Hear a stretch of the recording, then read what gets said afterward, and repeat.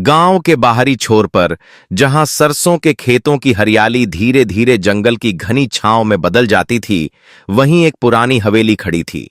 इस हवेली की दीवारें समय की मार झेल चुकी थी, लेकिन उसकी भव्यता अब भी आंखों को चौंका देती थी। यह हवेली सेठ देवकी प्रसाद की थी, जो गांव के सबसे बड़े जमींदारों में से एक थे। सेठ देवकी प्रसाद की पत्नी श्यामा गांव में अपनी सुंदरता और तेजस्विता के लिए जानी जाती थी। उसकी आंखों में एक अजीब सी चमक थी, जो किसी भी पुरुष को उसकी ओर खींच लेती थी। गांव की औरतें उसे ईर्ष्या की नजरों से देखती थीं, जबकि पुरुष उसकी एक झलक पाने को बेताब रहते थे। श्यामा का जीवन बाहर से देखने पर सुखद और संपन्न लगता था, लेकिन उसके दिल में एक खालीपन था। सेठ देवकी प्रसाद अपने व्यापार में इतने व्यस्त रहते थे कि उन्होंने अपनी पत्नी की भावनाओं और इच्छाओं की ओर ध्यान देना बंद कर दिया था। श्यामा की आंखों में अब एक अधूरी चाहत की छाया थी, जो उसे हर दिन और अधिक बेचैन करती थी। एक दिन गांव में खबर फैली कि पास के जंगल में एक नया डाकू गिरोह सक्रिय हो गया है। लोग डर के मारे शाम होते ही अपने घरों में बंद हो जाते थे। इस गिरोह का सरगना भोला एक रहस्यमयी और खतरनाक व्यक्ति था।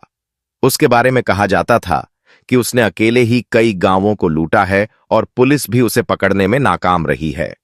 श्यामा को भोला की कहानियों में एक अजीब सा आकर्षण महसूस होता था। उसकी आंखों में भोला की छवि एक बहादुर और स्वतंत्र पुरुष की बन गई थी, जो किसी के अधीन नहीं था। श्यामा की कल्पनाओं में अब भोला का चेहरा बस गया था और वह दिन रात उसके बारे में सोचने लगी थी। एक रात जब सेठ देवकी प्रसाद अपने व्यापार के सिलसिले में शहर गए हुए थे, श्यामा हवेली की छत पर अकेली बैठी थी। चांदनी रात में उसकी आंखों में भोला की छवि और भी स्पष्ट हो गई थी। तभी उसे दूर जंगल की ओर से घोड़ों की टापों की आवाज सुनाई दी। उसका दिल तेजी से धड़कने लगा। कुछ ही देर में हवेली के मुख्य द्वार पर एक साया दिखाई दिया। श्यामा ने देखा कि एक लंबा गठीला पुरुष चेहरे पर नकाब पहने हवेली के भीतर आ रहा है। उसके हाथ में एक बंदूक थी और उसकी चाल में आत्मविश्वास झलक रहा था।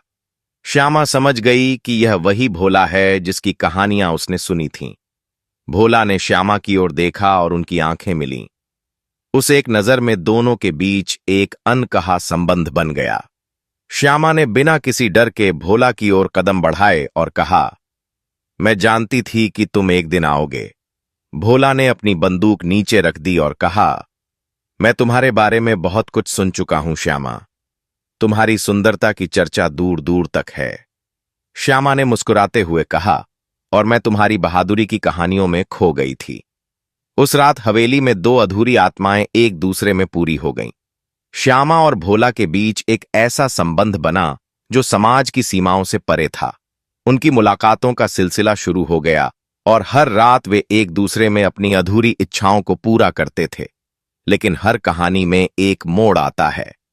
गांव में भोला की मौजूदगी की खबर फैलने लगी थी और सेठ देवकी प्रसाद को भी शक होने लगा था। उन्होंने अपने आदमियों को श्यामा पर नजर रखने का आदेश दिया। एक रात जब भोला और श्यामा हवेली में मिले हुए थे, सेठ देवकी प्रसाद अचानक लौट आए। सेठ देवकी प्रसाद ने अपनी पत्नी को एक अजनबी के साथ देखकर गुस्से में आग बूला हो गए। उन्होंने तुरंत अपने आदमियों को बुलाया और भोला को पकड़ने का आदेश दिया। लेकिन भोला ने अपनी चपलता से सभी को चकमा दिया और हवेली से भाग निकला। श्यामा को सेठ देवकी प्रसाद ने घर में कैद कर दिया और गांव में उसकी बदनामी होने लगी। लेकिन श्यामा के दिल में अब भी भोला के लिए प्यार था और वह किसी भी कीमत पर उससे मिलने का रास्ता ढूंढ रही थी। श्यामा हवेली की सबसे ऊपरी मंजिल की उस कोठरी में बंद थी जहां कभी पुराने नौकर रहते थे। खिड़की छोटी थी, पर वहां से गांव का नजारा साफ दिखाई देता था। लेकिन श्यामा को अब गांव की हर चीज बेमायने लगती थी। उसकी आंखों में बस भोला का चेहरा था, उसका वह नकाब पहना चेहरा जिसकी आंखों में एक ऐसी आग थी जो श्यामा के तन और मन दोनों को घर कर चुकी थी। सेठ देवकी प्रसाद ने हवेली के चारों ओर पहरेदार तैनात कर दिए थे। उनके पास अब न सिर्फ सेठानी के विश्वासघात की चोट थी, बल्कि अपनी इज्जत बचाने की जिम्मेदारी भी थी। वह नहीं चाहते थे कि गांव को कभी यह पता चले कि उनकी पत्नी का संबंध एक डाकू से है, लेकिन हवाओं की कोई सीमा नहीं होती। गांव की गलियों में फुसफुसाहट शुरू हो चुकी थी। सेठानी पर पहरा क्यों है? कहीं वह डाकू के साथ भागने की कोशिश तो नहीं कर रही थी? कहते हैं वो रात को किसी से मिलने जाया करती थी। श्यामा यह सब जानती थी, लेकिन उसके लिए अब इज्जत बदनामी, दुनिया सब बेईमानी सी थी। वो बस एक बार और भोला को देखना चाहती थी, एक आखिरी बार, या शायद हर रात। जब तक यह सांसें चलें, 3 दिन बीत चुके थे। श्यामा के पास न कोई बात करने वाला था, न कोई किताब, न कोई साज, न कोई संगीत। सिर्फ भोला की यादें थीं जो कभी गर्म सांस बनकर उसके कानों में फुसफुसाती, तो कभी उसकी छाती में धड़कनों की तरह गूंजती, और फिर चौथे दिन रात को उस पुरानी खिड़की से उसे कुछ दिखा। हवेली की पिछली दीवार के पास एक परछाई थी। वो कोई आम इंसान नहीं लग रहा था। उसकी चाल में वही रफ्तार थी जो श्यामा ने महसूस की थी। नकाबधारी लंबा सा कद चुपचाप आया और दीवार के पीछे छिप गया। श्यामा का दिल धक धक करने लगा। उसने धीरे से खिड़की के ग्रिल को हिलाया। एक पुराना कील ढीली हो चुकी थी। उसने कोशिश की और ग्रिल थोड़ी खुल गई। उसके चेहरे पर एक हल्की मुस्कान आई। वो अब इस कैद से आजाद हो सकती थी। रात का समय, हवेली सो रही थी। पहरेदार शायद ओंग रहे थे। श्यामा ने धीरे धीरे खुद को खिड़की से बाहर निकाला। उसका पैर दीवार की छोटी सी मुंडेर पर आया और धीरे धीरे वो नीचे उतरी। उसके पैर मिट्टी से सने, लेकिन उसका चेहरा चमक रहा था। जैसे ही वह दीवार के पीछे पहुंची, वो परछाई सामने आ गई। भोला, उसने फुसफुसाया। मैं जानता था तुम आओगी, भोला ने कहा। उसकी आवाज में कोई घबराहट नहीं थी, सिर्फ भरोसा। मुझे यहां से ले चलो। श्यामा की आवाज कांप रही थी, लेकिन उसकी आंखें स्थिर थीं। क्या तुम जानती हो इसका मतलब क्या होगा? भोला ने धीरे से पूछा। हां, उसने जवाब दिया। मुझे अब सिर्फ तुम्हारे साथ रहना है। दुनिया की हर बंदिश तोड़कर भोला ने उसका हाथ पकड़ा और दोनों जंगल की तरफ चल पड़े। गांव सो रहा था। हवेली में पहरेदार अंधेरे से बेखबर थे, और श्यामा अपने अतीत से दूर भोला के साथ एक नए अंजाम की तरफ बढ़ रही थी। रास्ता कच्चा था, लेकिन उनका इरादा मजबूत। घने जंगल में पहुंचते ही भोला ने एक गुप्त रास्ते से उसे एक छोटी सी गुफा तक पहुंचाया। अंदर दीपक की हल्की रोशनी थी।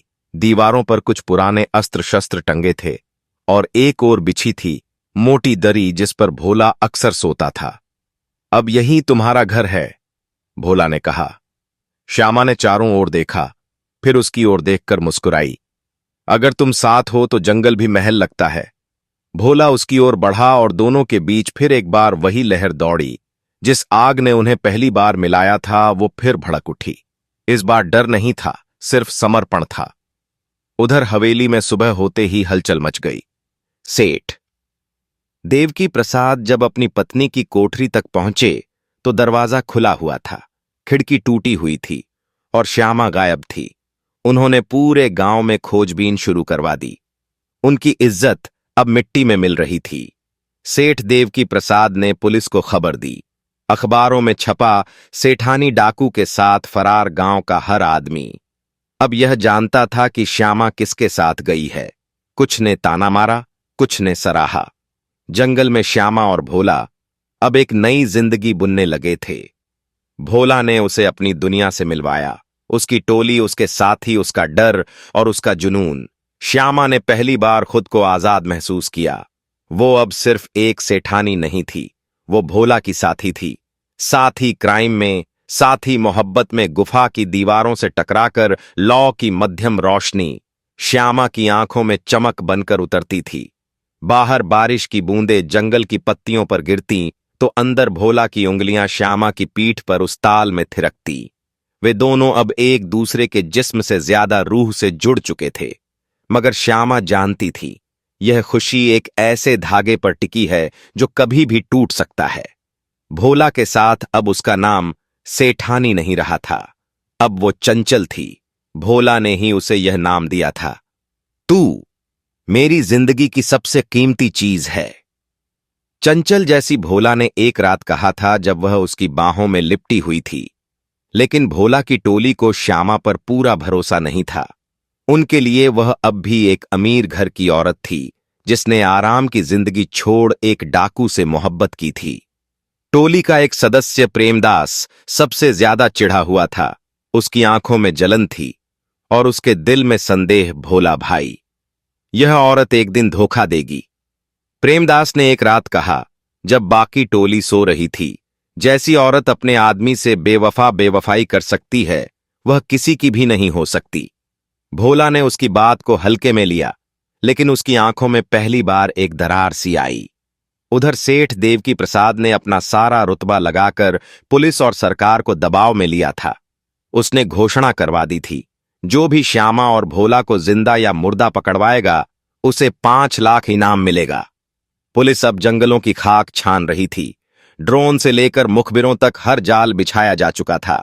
सेठ देवकी प्रसाद को अब सिर्फ अपनी बीवी से नफरत नहीं थी, बल्कि उस आदमी से बदला भी चाहिए था जिसने उसकी मालकिन को उसकी नजरों से छीन लिया था। श्यामा को भोला से कुछ छुपा हुआ महसूस हो रहा था। एक दिन उसने भोला से पूछा, तुम इतने बेचैन क्यों हो? इन दिनों भोला ने बस एक लंबी सांस ली और कहा, पुलिस करीब आ रही है तो हम कहीं और चले जाते हैं। श्यामा ने कहा, भागना अब मुमकिन नहीं। यहां जंगल मेरा घर है, लेकिन अब यह भी मुझसे छीनता जा रहा है। श्यामा ने उसका चेहरा अपने हाथों में थाम लिया। मैं तुम्हारे साथ हर जगह चलूंगी, चाहे मौत के मुंह में ही क्यों ना हो। उस रात भोला ने उसे अपने पास ऐसे बांध लिया जैसे कोई पानी में डूबता हुआ व्यक्ति आखिरी सांस से पहले हवा को पीता है। वह प्यार था, जुनून था, और कहीं ना कहीं उस आने वाले खतरे की आहट भी। अगली सुबह भोला की टोली में हलचल थी। एक लड़का जंगल से दौड़ता हुआ आया। भोला भाई, पुलिस गुफा से 2 किलोमीटर दूर है। भोला ने बिना वक्त गवाए सभी को इकट्ठा किया। हम सब बिखर जाएंगे, हर एक अलग रास्ते से बाहर निकलेगा। चंचल, तू मेरे साथ चल। लेकिन तभी प्रेमदास ने कुछ और ही योजना बनाई थी। उसने पुलिस को गुप्त सूचना दे दी थी कि भोला और श्यामा गुफा के पश्चिमी रास्ते से भागेंगे। जब भोला और श्यामा उस तरफ निकले तो कुछ दूर जाकर उन्हें घोड़ों की टापें सुनाई दीं। चारों तरफ से पुलिस ने घेराबंदी कर ली थी। श्यामा ने भोला की तरफ देखा। उसकी आंखों में मौत नहीं थी, बस अफसोस था कि उनका वक्त छोटा था। भोला ने उसे पीछे खींचा और पेड़ों के झुरमुट में छिपा दिया। अगर मैं पकड़ा गया तो तुझे कुछ नहीं होगा। तुझे मेरे नाम की कसम है, तू यहां से निकल जा। श्यामा ने उसका चेहरा पकड़ा। तू मेरा सब कुछ है, अगर तू गया तो मैं भी नहीं बचूंगी।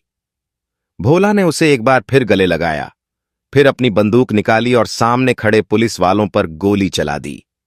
जवाब में गोलियों की बौछार हुई। धुएं, बारूद और चीखों के बीच श्यामा भागी। उसके पैरों में कांटे छुपते रहे, लेकिन वो नहीं रुकी। भोला पीछे छूट गया, लेकिन उसका खून श्यामा की रगों में दौड़ने लगा। श्यामा अब अकेली थी, प्यासी, घायल, लेकिन जिंदा। जंगल में कहीं भोला की लाश गिर चुकी थी, या शायद वह जिंदा था। श्यामा को नहीं पता था, लेकिन अब वह श्यामा नहीं थी। वो चंचल डाकिन थी, एक औरत जिसने मोहब्बत के लिए सब कुछ खो दिया और अब उसका अगला कदम उसे बना देगा। एक नई किस्मत थी। चंचल ने कई किलोमीटर तक बिना पीछे देखे दौड़ लगाई थी। उसकी सांसें अब भी भोला के नाम से चल रही थीं और पैरों के नीचे की जमीन हर कदम पर जैसे बुदबुदा रही थी। तू अकेली हो गई है, लेकिन चंचल अकेली नहीं थी।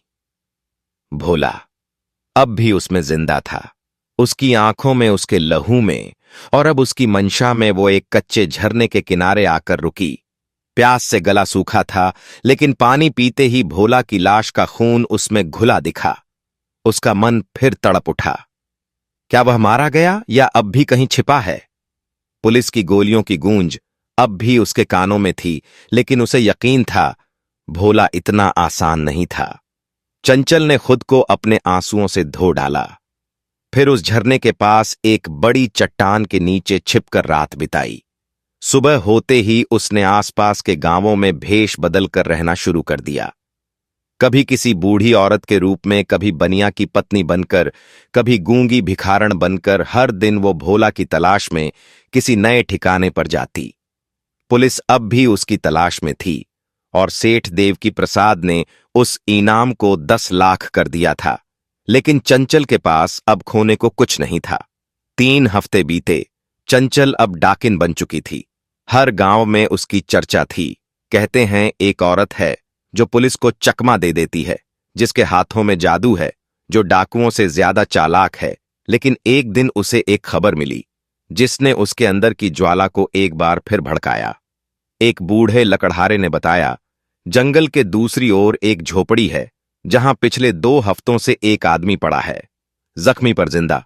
वो अपना नाम नहीं बताता और किसी को पास नहीं आने देता, लेकिन उसकी एक आंख, हां, उसकी आंख में वही चमक है जो तू कह रही थी। चंचल का बदन कांपने लगा। क्या वो भोला हो सकता है? रात का इंतजार करना मुश्किल हो रहा था, लेकिन वो जानती थी कि दिन में वहां जाना खुदकुशी होगी। रात ढलते ही उसने वही पुरानी बंदूक निकाली जो भोला ने उसे कभी दी थी और निकल पड़ी उस झोपड़ी की ओर। झोपड़ी जंगल के सबसे घने हिस्से में थी, जहां पत्तियां भी किसी अनजानी आहट से सहम जाती थीं। जब वो वहां पहुंची तो झोपड़ी में दीपक की हल्की लौ जल रही थी। उसने धीरे से दरवाजा खटखटाया। अंदर से कोई हलचल नहीं हुई। उसने दरवाजा खोला और उसका दिल एक पल को थम गया। वो वहीं था, भोला, जख्मी, पतला लेकिन जिंदा। उसके सीने पर पट्टियां बंधी थीं और आंखें आधी बंद थीं। जैसे ही चंचल अंदर आई, उसने मुश्किल से अपनी आंखें खोलीं। चंचल उसके होठों से निकला। चंचल फूट पड़ी। उसने झुककर भोला को गले लगाया और पहली बार जिंदगी में खुद को पूरी महसूस किया। मैं जानती थी तू जिंदा है, उसने कहा। मैं हर गोली से नहीं मरा था, बस एक ख्वाहिश से जरूर मर गया था। तुझसे मिलने की। भोला की आंखों में आंसू थे। चंचल ने उसकी देखभाल शुरू की, जड़ी बूटियों से, प्यार से और उस लगन से जो किसी को भी मौत के मुंह से खींच ला सकती है। 3 दिन बाद भोला खड़ा हो सका। अब उनके पास एक और मौका था, लेकिन पुलिस और सेठ देवकी प्रसाद का कहर अब बढ़ चुका था। गांवों में सेना तैनात हो चुकी थी। जमींदारों की एक खास फौज बनाई गई थी जिसका सिर्फ एक मिशन था, चंचल और भोला को खत्म करना। भोला अब फिर से बंदूक के साथ खड़ा था, लेकिन इस बार उसके साथ थी चंचल, जो अब सिर्फ उसकी प्रेमिका नहीं बल्कि उसकी साथी ही। यह जंग बन चुकी थी। अब वक्त है उन्हें दिखाने का कि हम क्या हैं, भोला ने कहा, और इस बार मैं पीछे नहीं हटूंगी। चंचल ने जवाब दिया। अब वे एक जोड़ी नहीं थे, वे 2 आत्माएं थीं जो आग बन चुकी थीं। उनकी अगली योजना थी सेठ देवकी प्रसाद की हवेली को जलाना था, क्योंकि वहीं से सब शुरू हुआ था और अब वहीं से अंत होगा। झोपड़ी की दीवारों पर वीर की अंगुलियों ने नक्शा खींच दिया था। हवेली का हर कोना, हर सुराख, हर खुफिया दरवाजा। चंचल ने उस हर रेखा को आंखों में उतार लिया था। उसकी आंखों में अब मोहब्बत की चमक कम और बदले की आग ज्यादा थी। भोला अब पूरी तरह ठीक हो चुका था। उसका शरीर फिर से फौलाद जैसा बन गया था और उसकी आंखों में वही पुरानी गहराई लौट आई थी, जैसे मौत उसके आगे हाथ जोड़कर खड़ी हो। कल रात भोला ने कहा, सेठ देवकी प्रसाद की हवेली राख होगी, और हमारे साथ उसका घमंड भी। चंचल चुप थी, लेकिन उसकी चुप्पी एक ऐसे तूफान की थी जो फटने वाला था। रात हुई। भोला और चंचल ने काले कपड़े पहने, बंदूकें, चाकू, बारूद और अपने साथ वही नकाब जिससे कभी भोला श्यामा से मिलने आया था। अब वही नकाब बदले का प्रतीक बन चुका था। दोनों चुपचाप जंगल से निकले और गांव की ओर बढ़े। रास्ते में उन्हें सिर्फ सन्नाटा मिला, जैसे सारी कायनात ने अपनी सांसें रोक ली हो। गांव सो रहा था, लेकिन हवेली जाग रही थी। सेठ देवकी प्रसाद की हवेली अब किले जैसी बन गई थी। चारों तरफ गार्ड्स, दीवारों पर बंदूकें और अंदर सीसीटीवी कैमरे। लेकिन भोला और चंचल कोई आम दुश्मन नहीं थे। पहला धमाका पिछली दीवार पर हुआ। एक छोटे से बम ने रास्ता खोल दिया। चीख पुकार मच गई। गार्ड्स दौड़ने लगे। चंचल ने पहले गार्ड को चुपचाप पीछे से खत्म किया। एक तेज चाकू उसकी गर्दन पर चला और वह वहीं ढेर हो गया। भोला ने 2 गार्ड्स को गोलियों से ढेर किया और आगे बढ़े। अब हवेली के भीतर दाखिल होते ही चारों तरफ गोलीबारी शुरू हो गई। भोला की आंखें सिर्फ एक इंसान को ढूंढ रही थीं, सेठ देवकी प्रसाद। वो डाइनिंग हॉल में बैठा हुआ था, हाथ में शराब का गिलास। जैसे ही गड़गड़ाहट सुनी, उसने अपनी रिवॉल्वर निकाली और अपने आदमियों को बुलाया। लेकिन तब तक बहुत देर हो चुकी थी। भोला और चंचल उस हॉल में पहुंच चुके थे। देवकी प्रसाद भोला की आवाज गूंजी। सेठ चौंका, गिलास गिरा, शराब जमीन पर बह गई। वो समझ गया, यह आखिरी रात है तो तू बच गया। देवकी प्रसाद ने कहा, गोली ने मेरी जान नहीं ली, मेरी रूह को तोड़ने की कोशिश की थी। अब तेरा हिसाब होगा। भोला बोला, सेठ ने गोली चलाई, लेकिन चंचल ने बीच में आकर वो गोली झेल ली। भोला चीखा, चंचल चंचल। जमीन पर गिरी, लेकिन मुस्कुराई। मैं तुझे अधूरा नहीं छोड़ूंगी। उसके होठों से फुसफुसाहट निकली। भोला गुस्से से कांपते हुए सेठ पर टूट पड़ा। उसका हाथ नहीं कांपा। 4 गोलियां एक एक करके सेठ देवकी प्रसाद की छाती में समा गई। सेठ गिरा। उसकी आंखें खुली रहीं, जैसे खुद को मरते हुए भी खुद गर्ज देख रहा हो। भोला ने तुरंत चंचल को अपनी गोद में लिया। चंचल नहीं, मेरी बात सुन, तू मजाक कर रही है ना? चंचल ने उसका चेहरा छुआ। मैंने जो चाहा सब पा लिया, तेरी बाहों में मरना भी। भोला की आंखों से पहली बार आंसू बह निकले। हवेली में आग लग चुकी थी। बाहर भगदड़ थी, लेकिन भोला को कुछ नहीं सुनाई दे रहा था। चंचल अब शांत थी, उसकी सांसें थम चुकी थीं। भोला ने उसे अपनी बाहों में उठाया और बाहर आया। उसकी आंखें अब रो नहीं रही थीं, वो शून्य थी। उसने हवेली को आखिरी बार देखा, फिर बारूद से भरा थैला उसमें फेंका। धमाका ऐसा हुआ जैसे आसमान भी दहल गया हो। सेठ की हवेली, उसका साम्राज्य, उसका घमंड सब जलकर राख हो गया। भोला जंगल की ओर चला गया, चंचल को लेकर, वहां जहां कभी उन्होंने प्यार किया था। अगले दिन अखबारों में छपा, सेठ देवकी प्रसाद की हवेली में बड़ा धमाका। डाकू भोला का आतंक फिर लौट आया। सेठानी अब डाकिन बनकर मर गई, लेकिन जिंदा हो गई। हर औरत की रगों में जंगल की सूखी पत्तियों पर भोला के कदम अब बिना आवाज के चलते थे। हर टहनी जो उसके नीचे टूटती, वो भोला की आत्मा से निकलती एक चीख थी। चंचल की आखिरी सांस की हवेली की राख अब भी हवा में थी, लेकिन भोला के दिल में उसकी गर्मी जिंदा थी। उसने चंचल को वहीं उस झरने के किनारे दफनाया, जहां वो पहली बार अकेली भागकर आई थी। उसने कोई कब्र नहीं बनाई, कोई निशान नहीं छोड़ा, क्योंकि अब चंचल किसी जगह की नहीं, भोला की रगों की हो गई थी। वह पीएब जंगल के भीतर और भी गहरे हिस्से में चला गया, जहां इंसान नहीं सिर्फ जानवर रहते थे। लेकिन भोला अब खुद को इंसानों में नहीं गिनता था। उसके पास अब ना कोई मोह था, ना कोई रिश्ता, बस एक नाम था जो डर बन चुका था। गांवों में कहानियां फैल चुकी थीं। भोला अब अकेला है और वह अब सिर्फ मारता है। किसी ने देखा कि उसने एक थाने में घुसकर पुलिस अफसर को गोली मार दी थी। किसी ने बताया कि उसने जमींदारों की एक पंचायत को आग लगा दी, और किसी ने कहा उसने अपने ही जिस्म को जला डाला और राख से खुद को माटी का राक्षस बना लिया। लेकिन सच्चाई सिर्फ भोला जानता था। उसे अब कोई शांति नहीं चाहिए थी। वह चाहता था कि जिन लोगों ने उसे यह दिन दिखाया, वह सब एक एक कर उसी आग में जलें, और सबसे ऊपर प्रेमदास, वो गद्दार। उसी की वजह से चंचल पर गोली चली थी। उसी की वजह से पुलिस को पता चला था। उनका ठिकाना अब भोला का मिशन एक ही था, प्रेमदास को जिंदा नहीं छोड़ना। भोला ने टोली के पुराने अड़े पर जाकर सबको पकड़ लिया। अकेले गोलियां चली, खून बहा, लेकिन भोला की आंखें सिर्फ प्रेमदास को खोज रही थीं। आखिरकार वो मिला। गांव के बाहर की झील के पास छिपा हुआ, डर से कांपता हुआ भोला। भाई माफ कर दे, गलती हो गई मुझसे। भोला चुप रहा। उसने सिर्फ एक सवाल पूछा, चंचल का नाम लिया। तूने कभी अपनी नींद में, प्रेमदास की आंखों में आंसू थे। उसने गर्दन हिला दी। भोला ने उसका चेहरा उठाया और बोला, तो तू जानता है ना वह क्या थी? प्रेमदास कुछ कह पाता, उससे पहले ही भोला ने उसका सिर पानी में डुबो दिया। सन्नाटा, ना कोई चीख, ना कोई गाली, बस पानी की लहरें। भोला ने उसे बाहर निकाला और कहा, अब मेरा बदला पूरा हुआ। लेकिन भोला को पता था, बदला कभी पूरा नहीं होता।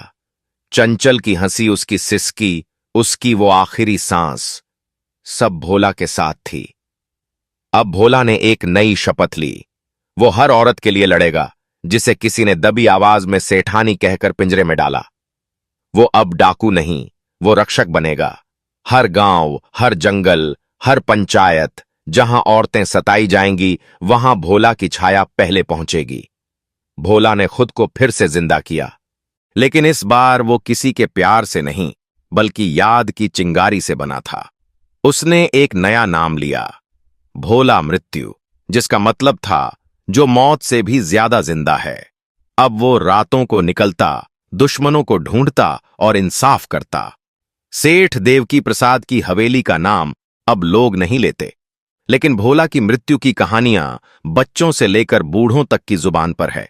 और हर बार जब कोई बेवफा पति किसी मासूम बीवी को चिल्लाकर कहता, तू श्यामा नहीं बन सकती, तो कोई कान में फुसफुसा देता, संभल जा, वरना भोला आ जाएगा। निष्कर्ष, जहां प्यार अधूरा रह जाए, वहां बगावत जन्म लेती है। श्यामा को इज्जत मिली, दौलत मिली, लेकिन उसका दिल कभी नहीं समझा गया। और जब कोई औरत समझे जाने की बजाय कैद की जाती है, तो वह प्यार से बगावत बन जाती।